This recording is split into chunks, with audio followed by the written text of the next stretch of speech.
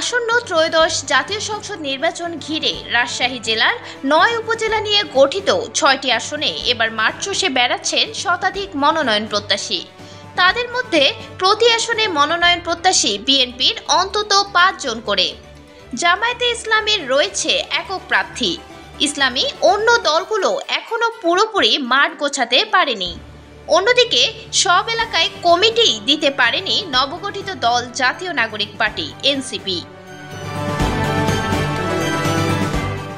প্রথমেই আমরা জানব রাজশাহী ১ অর্থাৎ তানোর গোদাগাড়ী আসনের কথা।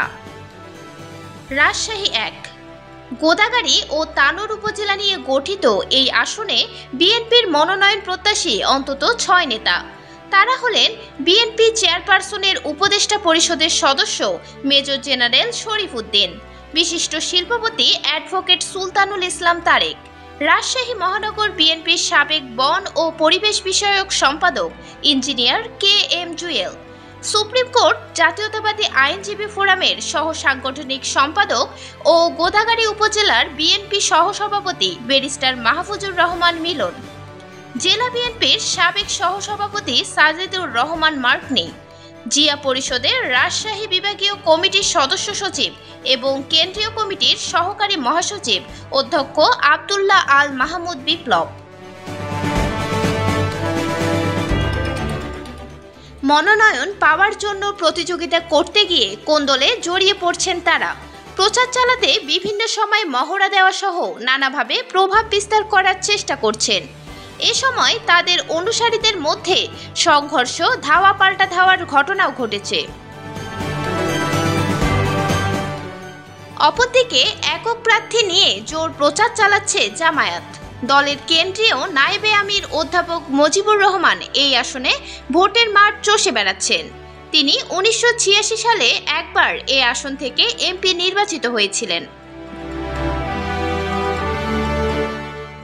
রাজশাহী ২ রাজশাহীর সবচেয়ে গুরুত্বপূর্ণ এই আসনকে কেন্দ্র করে শুরু হয়েছে রাজনৈতিক উত্তাপ। এলাকাটি বিএনপি দুর্গ হিসেবে পরিচিত। স্বাধীনতার পর বেশ কয়েকবার দলটির প্রার্থীরা এই আসন থেকে নির্বাচিত হয়েছেন। এবার জামায়াত, ইসলামী আন্দোলন সহ কয়েকটি দলের বেশ কয়েকজন প্রার্থী সরব আছেন।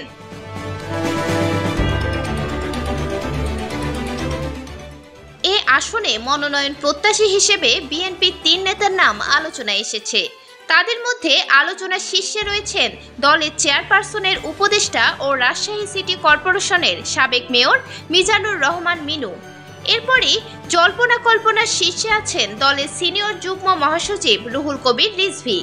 এ আসনে আরও ভোট করতে চান মহানগর বিএনপির আহ্বায়ক অ্যাডভোকেট এরশাদ আলী ঈশা।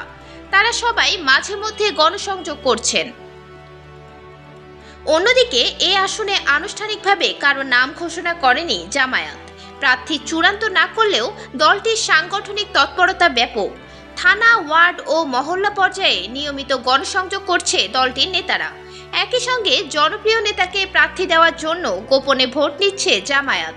এই কার্যক্রম শেষ হলেই প্রার্থীর নাম ঘোষণা করবে দলটি।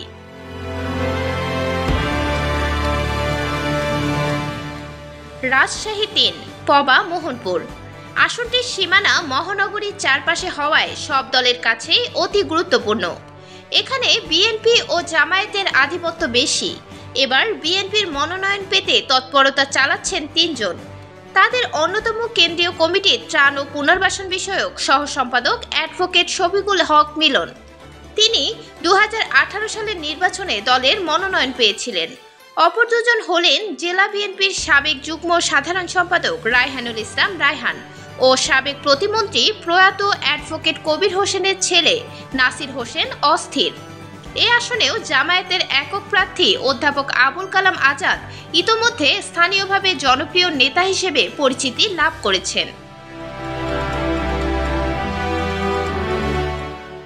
রাজশাহী ৪ বাগমারা বিএনপি ও জামায়াত নেতাদের তৎপরতায় এ আসনের রাজনীতির মাঠ বেশ উত্তপ্ত।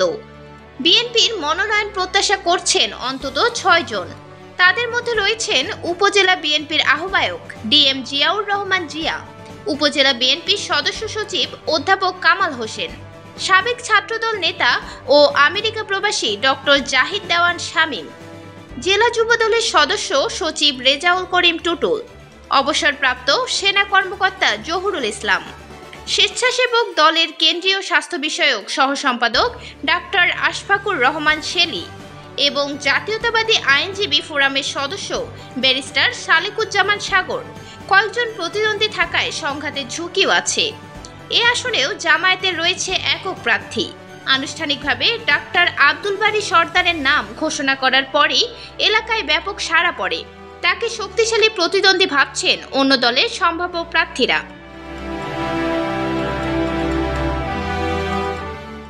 রাজশাহী ৫, পুঠিয়া, দুর্গাপুর দুই উপজেলা নিয়ে এ আসন গঠিত হওয়ায় বিএনপির মনোনয়ন প্রত্যাশীও বেশি। এবার তৎপর অন্তত ৮ নেতা। তাদের মধ্যে কেন্দ্রীয় নেতাসহ বেশ কয়েকজন স্থানীয় জনপ্রিয় মুখও আছেন। তারা হলেন কেন্দ্রীয় নির্বাহী কমিটির সদস্য ও পুঠিয়া উপজেলা আহ্বায়ক আবু বক্কর সিদ্দিক, বিএনপি মিডিয়া সেলের সদস্য ও কৃষক দলের যুগ্ম সম্পাদক মাহমুদা হাবিবা, সাবেক উপজেলা চেয়ারম্যান অধ্যাপক নজরুল ইসলাম মণ্ডল, শিল্পপতি ও সমাজসেবক মোহাম্মদ আব্দুস সাত্তার, ছাত্রদল কেন্দ্রীয় সংসদের সাবেক যুগ্ম সম্পাদক গোলাম মোস্তফা, শ্রমিক দলের নেতা রকুনুজ্জামান আলম, পুঠিয়া উপজেলা বিএনপির সাবেক সহসভাপতি খায়রুল হক শিমুল ও প্রয়াত সংসদ সদস্য নাদিম মোস্তফার ছেলে জুলকার নাইম মোস্তফা। অপরদিকে জামায়াতের পক্ষ থেকে মনোনয়ন পেয়েছেন জেলা শাখার সহকারী সেক্রেটারি নুরুজ্জামান লিটন। তিনি এলাকায় গণসংযোগ ও নির্বাচনী কার্যক্রম শুরু করেছেন। রাজশাহী ৬, বাঘা, চারঘাট পদ্মপাড় ঘেঁষা আসনটি পূর্বাঞ্চলের অন্যতম গুরুত্বপূর্ণ ভোটযুদ্ধের ময়দান।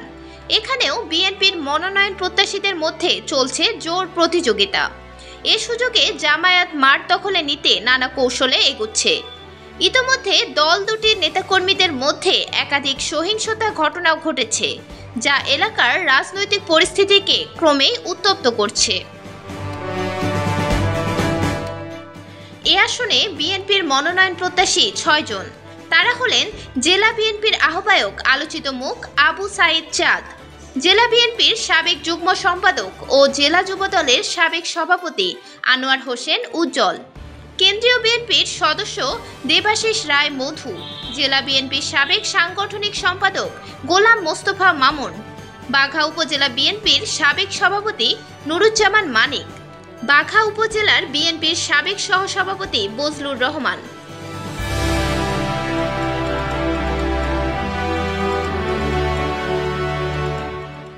এদিকে জামায়াতের মনোনয়ন পেয়েছেন অধ্যক্ষ নাজমুল হক। তিনি জেলা জামায়াতের সহকারী সেক্রেটারি। রাজনৈতিক বিশ্লেষক উপাধ্যক্ষ আব্দুস সোবহান বলেন, গণতন্ত্রের জন্য নির্বাচনের বিকল্প নেই। এ ব্যাপারে কারো কোনো দ্বিমত থাকার কথা নয়। এবার বহুত্যাগের বিনিময়ে সুযোগ এসেছে অবাধ, সুষ্ঠু ও নিরপেক্ষ নির্বাচন আয়োজনের। আবার একটা যেন-তেন নির্বাচন করলে তা জুলাই বিপ্লবের আন্দোলনকারীদের সঙ্গে বিশ্বাসঘাতকতা করা হবে। একই সঙ্গে মাঠ থাকতে হবে ছোট বড় সব দলের জন্য সমান। মিরাতুন জান্নাত, বিজনেস বাংলাদেশ, নিউজ ডেস্ক।